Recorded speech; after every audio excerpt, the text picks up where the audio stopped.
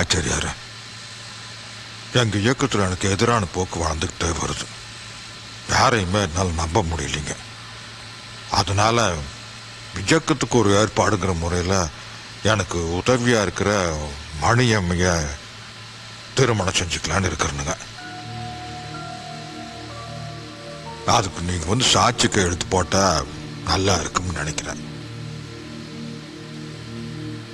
அது உங்களுக்கு சாத்தியப்படுங்களா? உங்க ஏற்பாடு சரிப்பட்டு வரும்னு எனக்கு தோணல. இது ஜனங்க மத்தியில உங்களுக்கு இருக்கிற மரியாதையை ரொம்ப குறைச்சிடும்.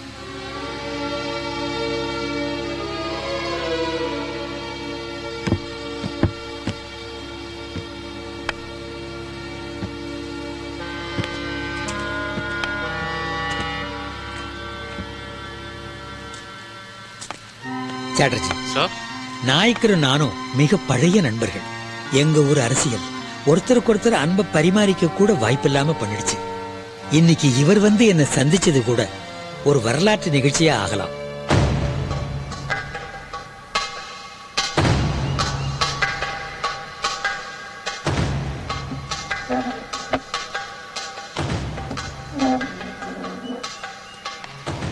நாயகம் ஐயா உட்கார்.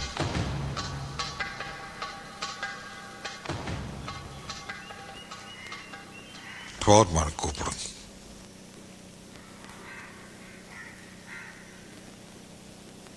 ஐயா சொல்லுங்க ஐயா. இனிமே இம்ப்ரண்ட்ல இவங்க பேர் கேஏ மணின்னு போடாம ஈவேரா மணி அம்மையார்னு போடும். சரிங்க ஐயா.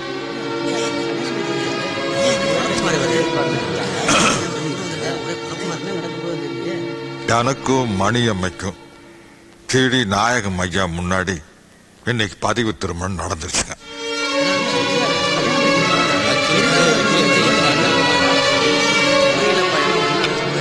இருங்க இருங்க இருங்க, எல்லாரும் உட்கார். முதல் உட்கார். நான் சொல்றது கொஞ்சம் கவனமா கேளுங்க. உடலுறவு சந்தோஷத்துக்காக நான் இந்த கல்யாணத்தை பண்ணிக்கலைங்க.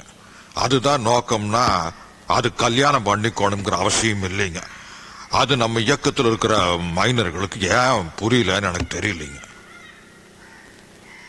மணியம்மை ஒன்றும் சின்ன குழந்தை இல்லைங்க. அவங்களுக்கு 30 வயசு ஆகுது. அவங்க சம்மரத்தோட தான் இந்த கல்யாணம் நடந்திருக்குது.